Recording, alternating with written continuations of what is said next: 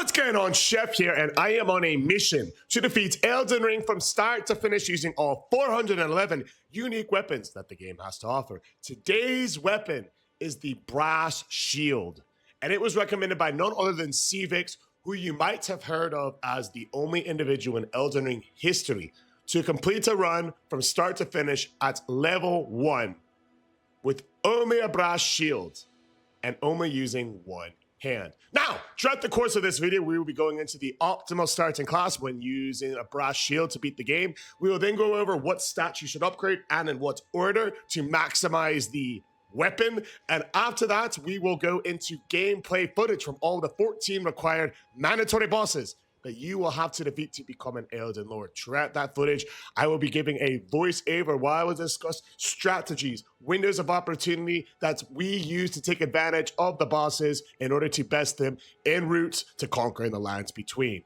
Finally, we're going to end the video off with a tier list where we are rating each of these 411 unique weapons on a scale of S tier, A tier, C tier, D tier, or the bottom tier, the broken straight sword tier. So sit back, relax, and without further ado, let's get into the starting class. The optimal starting class when using a Brass Shield to complete the lands between is going to be the hero class, because the starting requirements for the Brass Shield is 16 strength, and this is the only starting class that offers you 16 strength from the boot. Additionally, as we go to the game, you will notice that we have a blood affinity on the shield for additional damage. So that means that this weapon, the Brass Shield, will scale with strength primarily and Arcanine as a secondary. So when leveling this class, the first thing that you want to do is get your vigor from 14 to 30 for survivability, because you're going to need it. Next up, we want to get our endurance to 15 if you're running armorless, but I would not recommend you run armorless with this build. If you're running the build how we are running it, I recommend you get it from 12 over to 23 for 11 levels. From there on out, I would like you to focus on getting the strength up to 30 and then switch over to the vigor to get it to 50 for late game survivability. From then on out, we want to flip over to Arcane and get that to 45, because that is going to be the first major soft cap for Arcane. 45 will get you plenty of blood damage, meaning when we proc bleed, it will be faster and the damage will be chunked out of the boss's health much quicker. Lastly, we want to dump all remaining points into strength. If you do manage to get it to 60, you can optionally flip over to Arcane from 45 to 60, and from there you're going to be ready to rock and roll. Now that we've gone over the optimal starting class when doing a run using the Brass Shield, we know what stats to upgrade and in what order.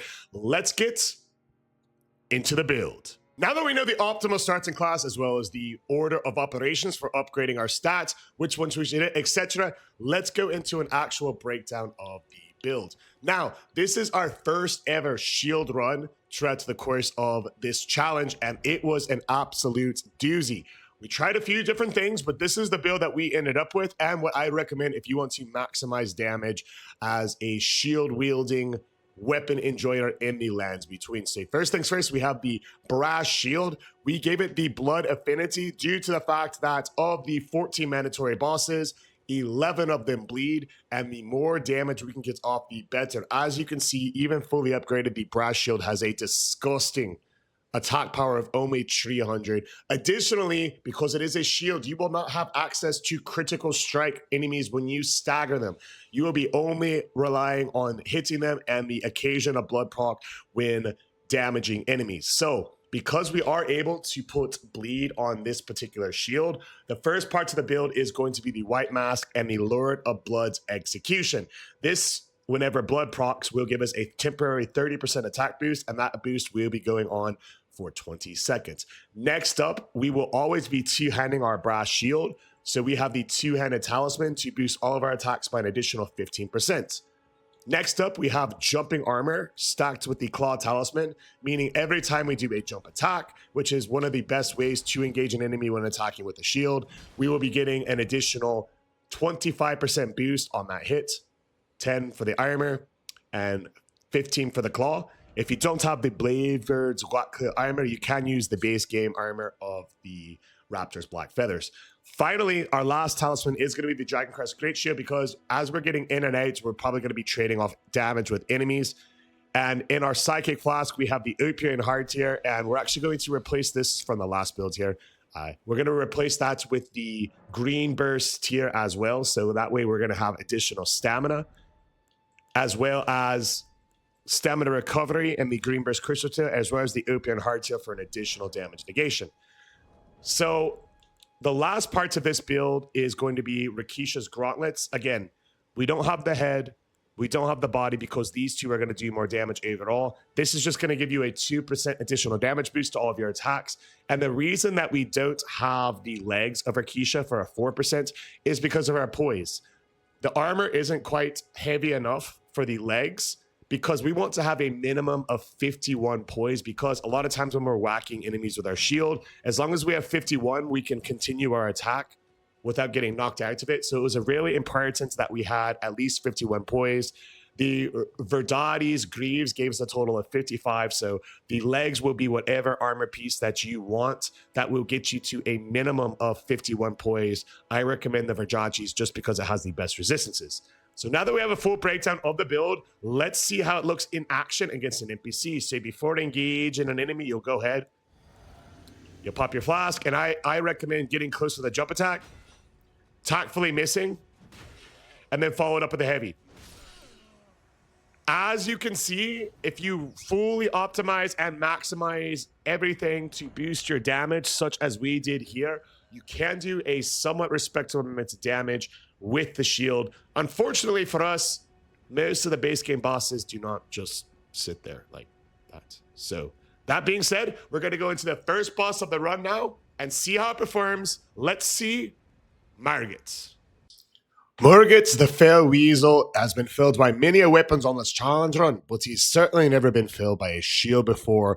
The brass shield damage output, as you can see, definitely not too bad considering it is just a shield. Still though, what we're looking to do is try to figure out during this boss, hey, what are going to be some of these safe windows that we can come in with a jump attack and come out? One of them is going to be after he does his left, right, up. And you notice we are able to proc a stance break on the boss. And we cannot critical strike because we are just using a shield. That is one of the big disadvantages of the weapon. We're not going to be able to utilize critical strikes throughout the duration of this run.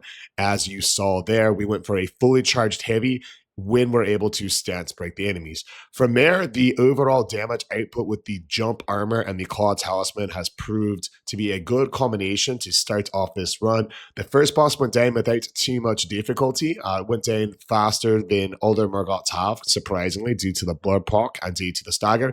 And the difficulty rating was only a 2 on 10. Let's head up and see Godrick.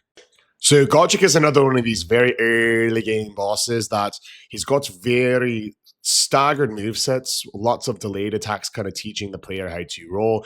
So because he's not going to be attacking us as relentlessly as some of these late game bosses, there's going to be plenty of windows for us to get in with our brass shield and get out. You saw right there, one of those windows is after he does his double slam attack, which we were able to punish with a jump attack followed up by a fully charged heavy, a second fully charged heavy as he transitions into second phase. You can see the advantage of having any weapon with bleed on it against these early game bosses that bleed. We're able to stance break him and get a tactical miss, a second blood proc, getting a massive damage used from the White Mask and the Lord of Blood's execution, and we are able to almost finish him off before he gets a chance to get off his second attack of the run, which he does there, letting us again hit him with a fully charged heavy, tactfully miss, and come in on a more consistent attack as he does his double swipe dragon attack. Right here, we end up with the jump heavy, follow up with 2 tactical misses with a light attack, and we're able to see one of the bigger disadvantages of using a shield, besides the fact that it is a shield. It has an extremely low reach, and you have to be practically on top of an enemy in order to hit them, which we do here, and finish off the fight. The overall difficulty of Godrick using this shield, especially towards the end, you saw the big disadvantages that we're going to have when trying to find those target windows of opportunity due to the very low reach. It ends up clocking in at a 4 on 10 for Godrick. Hopefully it fares a bit easier against the 2 bosses in the academy.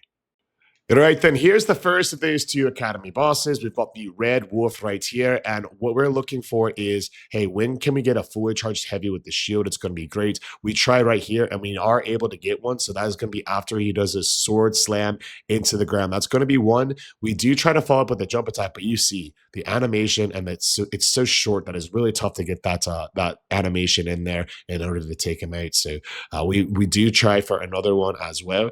And we get a miss just because it is just such a low window of opportunity when using the shield. The range is so poor that bosses like the Red Wolf that aren't humanoid bosses that have those kind of funky hitboxes, you can definitely see some of those further disadvantages of using this weapon. Still though, after that slam, we learned from earlier, that's a window where we can hit a fully charged heavy attack and we get one off there. And from here, it looks like he might be at about two, call it 3 possibly hits to finish him off. There's one, and we get a beautiful blood proc, meaning we now only have one more to do, which we finish off with that jump attack right there. 3 bosses down. The Red Wolf definitely took a lot longer than it normally does. Still, though, the difficulty wasn't as bad as it could have been because we did not die to the boss. We just had to take our time with it. So for that, the difficulty is going to be a 4 on 10, and we'll head upstairs to the second academy boss, Rennala, the Main Queen. Right then, so as soon as you enter the arena, the mission is to hit 3 of the choir children with light bulbs on their head. For whatever reason, that's going to knock down this boss from her cocoon up there. She's in the big light bulb, so you've got to track down 3 of them. Once you get 3 of them down, the boss will fall down. And in order to get an optimal difficulty rating for the weapons in this run, one of the requirements for this fight is that when she falls to the ground, we need to be able to clear her in 1 round. Because when she goes back up, a bunch more stuff starts happening in phase 1. A bunch more stuff that's getting thrown at you.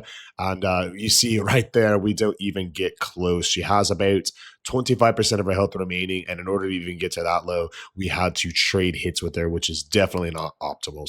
So far, the shield is going about as expected. Low damage output, even when having a build that truly maximizes the type of offensive paralysis that it puts out, we're still going to have a bad time with it. So we're going to have to track down 3 of the choir kids that are throwing books at us and the rest of it. And we're able to see a second one here.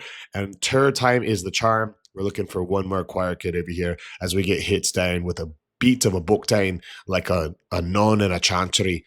Dodge through the books and then get that 3rd enemy down. Down comes the Moon Queen, and we should be able to finish it off this time based off of the damage we did the first time she fell down, and we see that we do here. Now, right at the start of the second phase, we're going to, as always, get behind her to punish her hyper beam attack. From there, we're able to follow it up with a fully charged heavy, a jump attack as she runs away like a coward. And we are able to take full advantage of the short range of this weapon to get hit out of an attack, followed up by a tactical miss due to the short range of the weapon. From here, we can dodge the one, come in for our 3rd jump attack, which we thought we would be proccing a stagger at that point. We didn't quite get it there. But we are able to come in, hit her with another jump attack, and we know that the stagger is coming. Her little summons get us a little bit, and right off the bat, for a second stage Rennala, this has taken quite a while. These wolves are chasing us down. The damage isn't high. We finally get her to stagger, and she gets up before we even really get a chance to punish her properly, but it's too little too late. The fully charged heavy finishes it off. The overall difficulty ends up being a 5 on 10 due to 2-part phase 1 and a long phase 2. Let's head up to the Atlas Plateau and the dramatic tree Sentinel. Like Anakin Skywalker once said, this is where the fun begins. For the first time, this boss is going to take us several attempts. The shield is just doing such little damage. Whenever we do proc a stagger, we are not able to really take full advantage of it just because 1 hit is going to knock the boss away, meaning that we're not able to really get this consecutive hits, get a high damage output, and etc. Whenever we do trade with the boss, like we did right there, it is going to make it a little bit better, but trying to stay aggressive, during the course of this fight hurt us more than it helped us. As you see, we had several deaths, but we have to do all we can with a shield, just having such a low damage output that whenever there's windows of opportunity are there, you really have to take advantage of them. Right here, due to the overall slower attack motions of this boss, we have to try to find a way to get that fully charged heavy, those jump attacks, blocking the breed, and etc. Right here, you can see some of the struggles of doing that with a shield are in full display. As they do the charge attack, they follow it up with a side swipe, letting us dodge that, come into the slam here, and then finally try to get a hit down, but he does counter us quickly. It's time to lock in at this point. We've used a lot of resources as he gets away with us, again, showing off just the inability of the shield to have a proper reach. And it's going to be like this with most shields of the run. So whenever we are fighting this enemy with the brass shield, we're going to have to focus on a lot more jump attacks than we like. And then the fully charged heavies, when there's a longer window, they're going to be few and far between now. One of them is going to be right there. After the follow-up quick hits, you're able to get off a fully charged heavy, and additionally set yourself back up to properly punish this boss. He's going to go for the lightning strikes, giving us a chance to do a jump attack on him, and luckily we're not able to hit him due to the fact that he is just going to rise back and try a fireball. So when the lightning strike comes down, we're going to dodge right to the side there. One of the tricks to the trade is when he's doing the lightning bolt, you want to wait for right as the shield starts dropping and dodge to the left or to the right, and you'll dodge that lightning every time. There again, we see one of our guaranteed windows. After the quick hit follow-up, we're able to do a fully charged heavy, and we were able to punish it a second time with a heavy jump attack, finally staggering this boss and allowing us to get another fully charged heavy. You'll notice whenever we do stagger the boss, one of the things that we do is we crutch our character. Whenever your character is crutching in Elden Ring, you're going to recover your stamina much faster, and that's the reason that we crutch for a second, get the stamina back up, allowing us to get off that heavy attack and then follow it off with another punish there. From here on out, we're getting that second lightning bolt, getting attacking in there. We're able to roll through it, tactfully get hit by the lightning, and then finish off this boss fight. He's got about 18% of his health remaining, and in our eyes at this point, that is going to be one blood proc. So we're going to roll through him. We're hoping for the quick follow-up. We don't quite get it. We're waiting, we're baiting, and we're going to come in and get this mating. So he is just about down now, and some of the guaranteed windows that you want to focus on will be after the slam attacks when he does a quick follow-up, will be when he's getting his lightning back on his weapon there. And if you're on the shield side, you're able to bait out some of these slams like so. From here on out, we're able to stay aggro on him because we know after this short slam, there's going to be another window. Fully charged heavy, dodge the firebite, coming in again because we know he's close to a critical hit. He's one shot. We're able to dodge through. A fully charged heavy will stagger him one last time to finish off the fight. This fight took several attempts, and even on the winning attempt, we had to play damn near perfectly. Very difficult fight using just a brass shield, and the overall difficulty is going to be a 9 on 10 for that reason. Now is where the fun parts of the run starts. Let's see how it performs against the gaze to Godfrey. When fighting against Godfrey, you want to focus on shorter attacks. We're not going to be worrying too much about those forward charge heavies that we've been doing on the last few bosses, just because this boss just isn't going to give us a window to do that.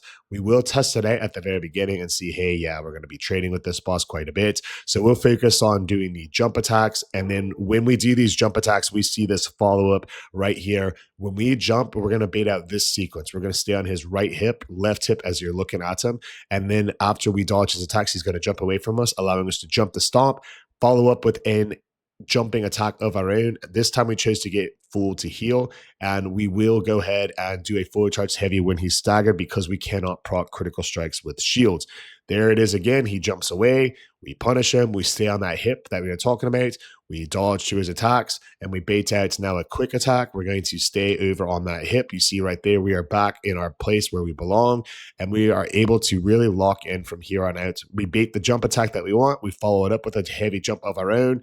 We bait the left-right optional third attack. He doesn't do the optional third attack there, letting us punish him with a light attack and follow up with another jumping heavy attack. This is a great way to fight Godfrey because when you stay on his hip like we're doing there, we are able to make sure he doesn't use his full arsenal of attacks. Rather, we just have to focus on one or two, particularly the left-right optional third attack, followed by sometimes the quick axe strike. All those are much easier to handle than his wide arsenal of other attacks. And we know if we can bait just those two, it's going to be far easier on us moving forward. Additionally, as you saw during that long sequence, you're able to bait out a guaranteed window to hit him when he jumps away from you and does his stomp like he will do here. Stomps out. We chose to recover our stamina instead of attacking this time, but it is consistent. And as he does the stomp, we follow up with a punishing heavy jump attack that we decide to tactfully miss. We won't miss that one. He's finished off. The Ghost of Godfrey, although it took a while, we didn't die from it, and we were able to get a consistent strategy down with this brass shield. The difficulty for that reason ends up being a 4 on 10. This is going to be the last easier fight during this run, as the late game bosses with this quote weapon unquote are very, very brutal. Still though, with this, I went into this fight with the game plan of, hey, I'm fine trading with this boss. If that means we can get off a heavy jump attack, if that means we can get off a fully charged heavy, we'll get those blood procs off, and we put him in a position where we will be able to finish off the fight not quickly, but as quick as we can with such a weak weapon. So right here, we're baiting out some of the holy attacks, some of the attacks where he has a consistent window, such as when he does his runaway there. This slam attack is going to be consistent window. You see our fully charged heavy. We have to do a little bit of a trade, but we're able to follow it up with a second fully charged heavy, proccing a stagger and a blood loss. And I know that he is going to be doing the Swords of Revealing Light, able to get off yet another window of opportunity as he goes into his guaranteed second phase transition. And in my mind, I'm thinking, yo, we might be able to get another stagger here. He had it pretty fast. I don't quite get the 2 fully charged heavies, but you see us being hyper aggressive. That is because I know he's close to a stagger here. As you see, we do proc it right there, and we're able to get off 2 more fully charged heavies. This is amazing news because that means I know his blood proc is really close with those fully charged heavies in tout. And right here, we are able to get away, heal back up to full. And I know, look, he just got staggered, but he's pretty close to getting staggered again. We're able to get off a 3rd fully charged heavy. And I know 1 more blood proc will do it at this point of the run. You want to dodge to the right whenever he does his running shield strike. We are able to get off a heavy jump attack here. And I'm looking forward to getting in our next free window and potentially ending the fight. Fully charged heavy 1. We don't get the blood proc, but I know it's close. Here comes his fully charged heavy slam attacks. We're able to dodge through it. He does Swords of Revealing Lights, and we finish off the fight. Being very aggressive with Margit with this shield, proccing those blood, proccing those staggers is going to be a key instrument in your success against this fight. Difficulty of Morgott using the brass shield ended up being a 5 on 10 for that reason. Right then, so we had to significantly speed up this fire giant fight because with the brass shield, it was a doozy and a half, but the strategy for fighting him in as such, you want to stick on his right leg or left as you're looking at him using your fully charged heavies when you have a window or your heavy jump attacks when you don't. After you break his brace on that leg, he will be even more prone to damage, getting you further blood procs, but you want to stick to that strategy of using your heavy jump attacks and your fully charged whenever there's a window, such as when he does that heavy slam right there. You see, we've actually staggered him 3 times, procced blood multiple times, but the damage is just so low with this weapon that oftentimes it is too little, too late, and we just have to keep chipping away at it using those jump attacks and fully charged heavies in the windows that you see here. Start a second phase, you're able to get 2 fully charged heavy attacks before he's getting to start doing his AoE nonsense, as well as his volcanic eruption, and you're going to have to back up when he does that, and that is going to be a theme of the fire giant fight. Lots of backing away, lots of running, lots of safe play because you do not want to have to redo this fight. It took a very long time, not sped up. We was fighting him for almost 15 minutes straight and sped up. It is even then a tough fight here. So whenever he does his mouth vibrating attack, you want to hop on the horse right away from it. And from there, all I'm thinking is, hey, we want to stagger him. We want to pluck this blood here as well. So let's get off these hits while we can when he is vulnerable. And as long as you stick with that, you'll see you are slowly chipping away at the fire giant's health. Now, when he does roll away from you and he does his tracking fireball attacks, you want to make sure you set this off immediately. He just puts 2 of them down here, and we gave up on damaging him to make sure that we took those things off, because if they're not off and you are hitting them, you're wailing away on them, you're going to have a bad time. They're going to come up, they're going to explode up, and you're going to cause devastating injury, oftentimes one-shotting you and ending the run. So you don't want to be in a position where you put in so much time into the fight only to have those fireball trackers take you out. So make sure to pop them as soon as they come. When they're not, we're sticking with that injured left leg. A lot of times people will say, hey, fight his hands. They're a lot easier to handle because they damage you far less. Or you damage them far more than his back leg, I should say. While that is true, it is also far riskier. And in this fight, slow and steady is going to win the race. You don't want to be in a position where you're going to have to rely on something like that to win the fight. All we need here is one more blood proc, a couple more hits, and it's going to be GG's. Difficulty of the Fire Giants is a true 8 on 10 due to the longevity. The Godskin Duo is going to be another very long fight. This was by far the hardest run in this fight, the farthest fight in this run, I should say. You have to be very patient when keeping them separated. You have to get in your heavy jump attacks, get out. When they are staggered, that is a window of opportunity to do fully charged heavies, but it is tough to take advantage of that, because when there is 2 of them, which there will almost always be in this fight, it is going to be almost impossible, because as soon as one of them staggered, the other ones will start throwing fireballs, start attacking you, etc. Now, whenever we do get one of them down and create a one-on-one fight, I will show you a strategy that is going to make it a lot easier to stay in one-on-one fights. But at the first part of the fight, we're just going to have to be very patient, take him out, and once he is done, we have the one-on-one fight that we want now. Go for your fully charged heavy jump attacks, and then you want to bait him away from where he's going to summon. You notice right here, we've been fighting him for a while, and I waited to stagger him until he uses the bell. We're going to stagger him either with 3 heavy jump attacks or a fully charged heavy and 2 jump attacks. And if you wait to stagger him until he's using his bell attack, you're going to be able to attack a one-on-one fight for much longer. So if you're able to time that out, such as we did on the first one, then you're going to have a much easier time. We tried to time it out here and we were just a little bit off. As you see, we're fighting them both again now. But one of the biggest tips for this fight with the brass shield, because it is such a long fight, you do such little damage and you just have to be so careful of them the whole time, is you really need to make an emphasis on making it a one-on-one fight as long as we could. This fight took dozens of attempts. It took lots of re-strategizations, and we ended up focusing on almost exclusively using heavy jump attacks to help us get in and out, proc staggers when they're staggered, the fully heavy attacks, and especially tip number 3, whenever we have one-on-one fights, we want to aim to create a stagger only when they're doing their bail attack. If you do that, it's going to be more manageable, but it is still absolutely brutal, this fight with this weapon, and you just see even sped up some of the gameplay here. Not sped up, this fight took about 15 minutes to do, 15 minutes straight of perfect gameplay, 15 minutes straight of trying to keep them separated, and 15 minutes straight of trying to ensure that they don't get a chance to summon their friend when the bell comes. You see right here, we knew that the stagger is going to happen. He's not going to get a chance to summon his friend at all.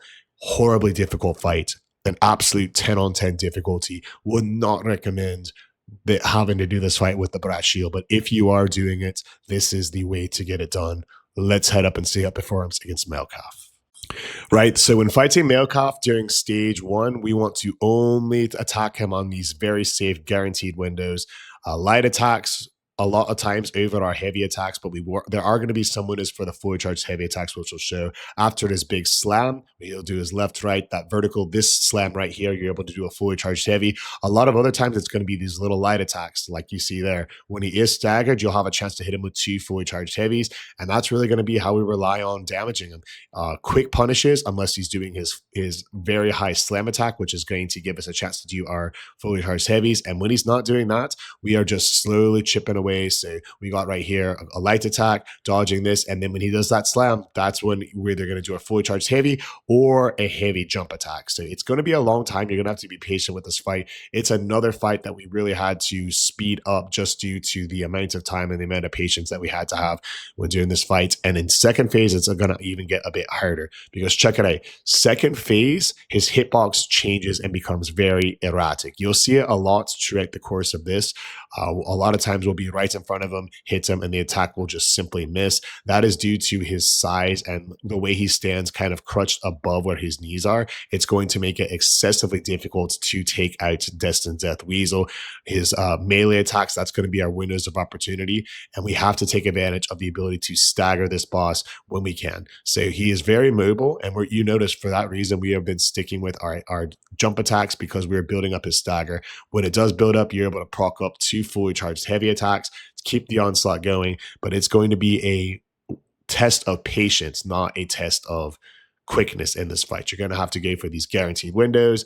Whenever you get behind him when he does his Destined Death, Ash of War, you're able to get another fully charged heavy, but it is really just a matter of staying consistent on him, getting those blood procs in, and then when he does do the melee attacks like he does there, making sure to punish him, building up that stagger, building up that critical strike, and then more than anything, playing it safe, because if you don't, he will punish you and you will have to do this fight from start to finish, which again takes about 15 minutes to do just in this gameplay. It's brutal. It's a tough fight. It took us a few different attempts before we finally mastered the strategy, and the overall difficulty of fighting Malkeith with the brass shield ended up being a full 10 on 10 for that reason. I wish I could say that the fights get easier from here, but Gideon also took dozens of attempts.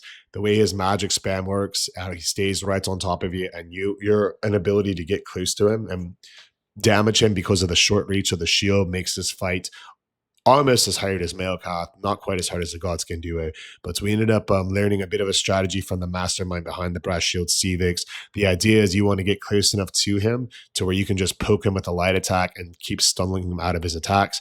It is easier said than done, though. As you see, he's got lots of magic and he's not afraid to spam it. So right here, we get a couple of windows of opportunity. We get one light attack off, swords come out, ring comes out, swords come out, and it really is just a non-stop onslaught of infinite FP from Gideon here. You see a light attack, and then the whole time that you're fighting him, he's got his explosion buff on, and you have the full knowledge knowing that if any time he could end your run with a quick magic attack followed up with that holy attack. So it is tough, but the strategy is you want to close the distance, use light attacks almost exclusively. I like to enter the fight with a jumping heavy attack, and then right here you're able to see we're able to get him a little bit into a chain lock. Him healing up is tough because all the damage that you get on him ends up getting off, and you see right here so many times we were put in a position where he finishes us off before we even get a chance to implement that strategy. So now that you have an idea of what it's supposed to look like in theory and what can go wrong, let's go into the actual winning attempt here. And you see Gideon, he's again starting with a spam. And what we learned in that last fight was let's close with jump attacks and follow up with light attacks. So you're able to see the difference in this strategy, even when he does his AoE, where a lot of times being okay with trading with him, getting behind the pillars to heal, and now we will attempt to close the distance with jump attack and then follow up his roll with these light attacks. So you are going to have periods of time where you have to dodge, get behind the pillars. They're going to protect you, heal back up. Again, we engage with our heavy jump attack. We follow up. Here we see light, light, light. And again, we get almost low health, but we're able to get out of it. And that is a lot of the Gideon fight with the shield because the damage output is just so low. He is going to be spamming his rings of light. He's going to be spamming his AoE when you get close. And even when all that happens, oftentimes he will pop his buff, which will explode all around him.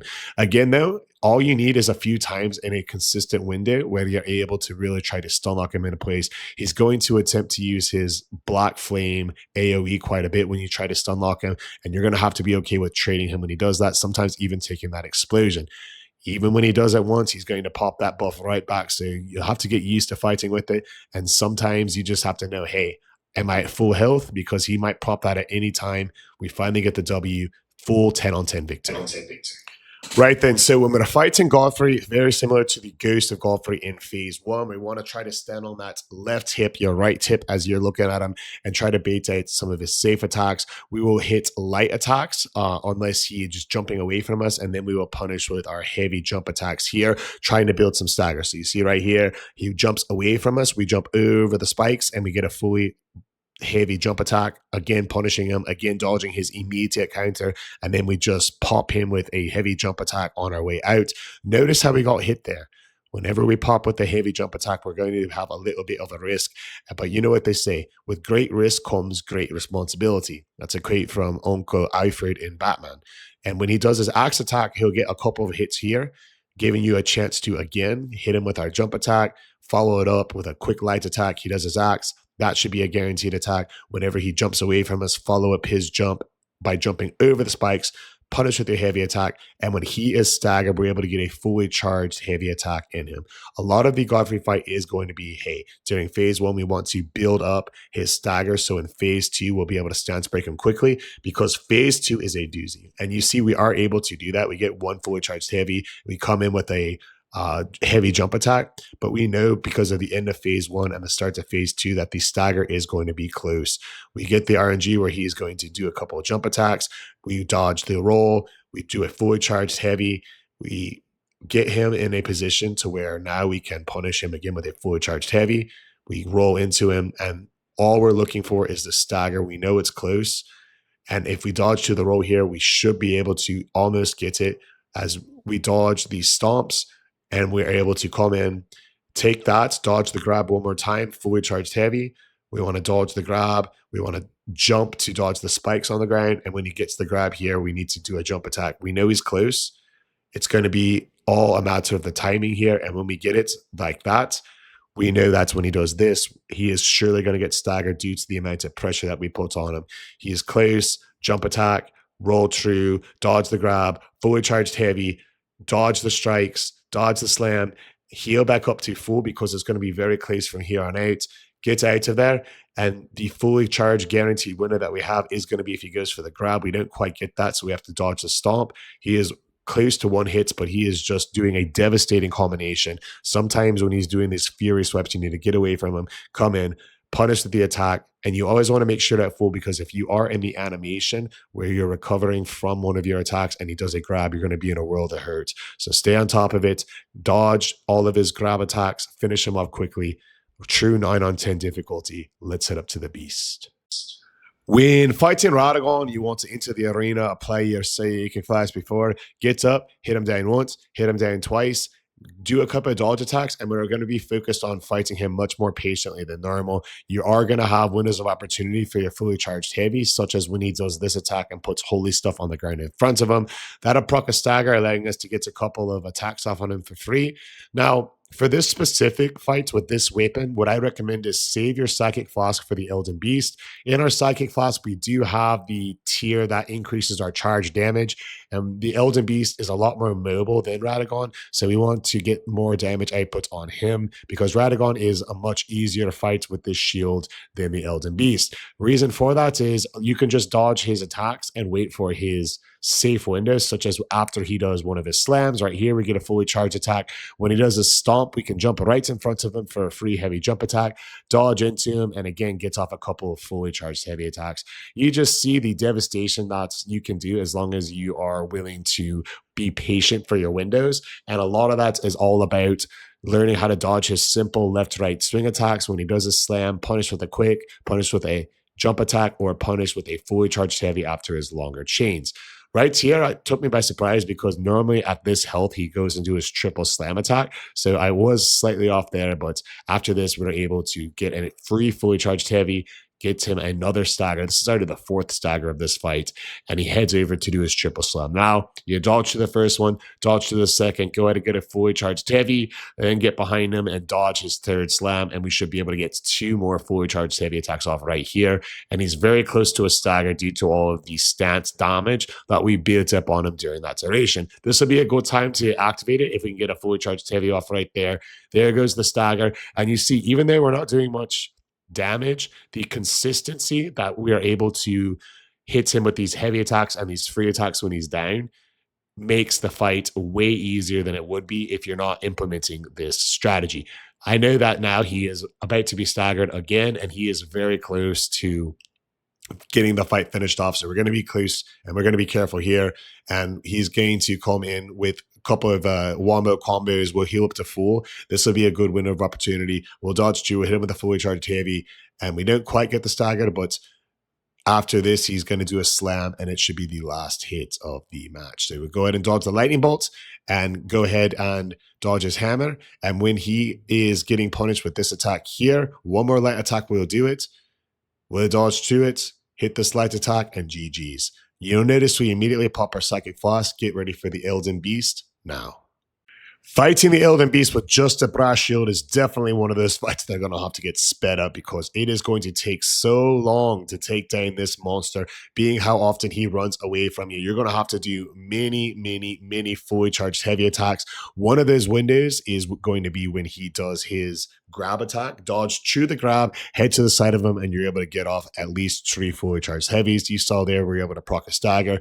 Another window is his melee attacks when he does his left, right body slam sequence. That is going to give you ample time to dodge to the body slam and get off 2 fully more heavy charge attacks.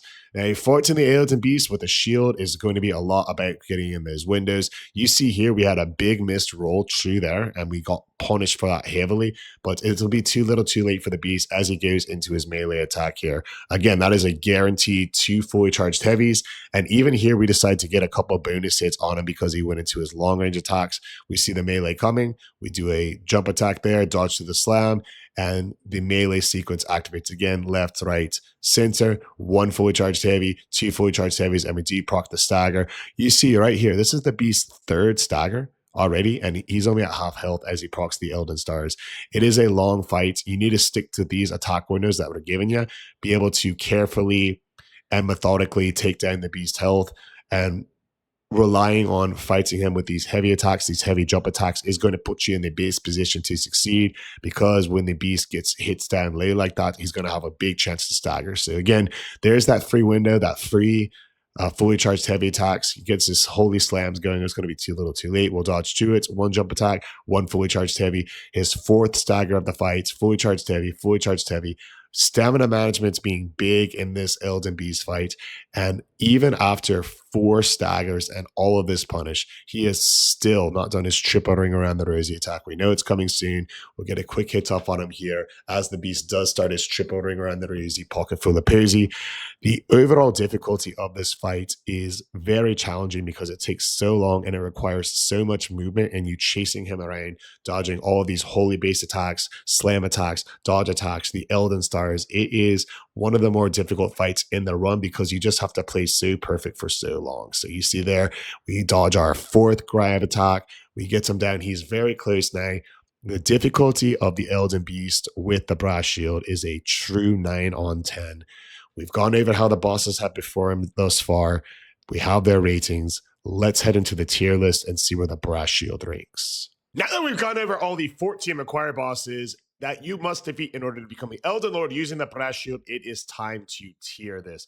On a scale of 1 to 10 average, the overall difficulty rating of each of the 14 required bosses ended up being an astronomically high 8.1 out of 10. Even the bosses that we first tried took forever because of the low outputs of the shield. The shield's biggest advantage, being able to stance break enemies, isn't able to get taken advantage of due to the fact that you cannot critical strike with a shield.